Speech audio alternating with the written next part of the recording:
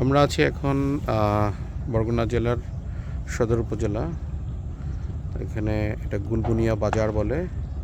এটা গুলবুনিয়া ঘাট, পায়রা নদীর পার। এই যে ভেতর থেকে খালটি বের হচ্ছে, বের হয়ে এসে এখানে এই খালটি ভাড়ানির খাল বলে।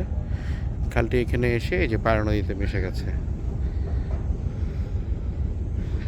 জায়গাটি অসম্ভব সুন্দর এবং নৈসর্গিক।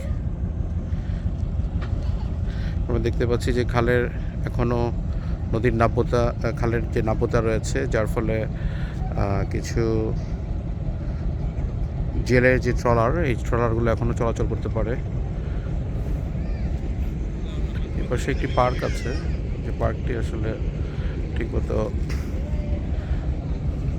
রক্ষণাবেক্ষণের অভাবে আপনার বন্যাতে ভেঙে আছে, বন্যার পানিতে। দূরে আমরা দেখতে পাচ্ছি পায়রা নদীর প্রশস্ততা।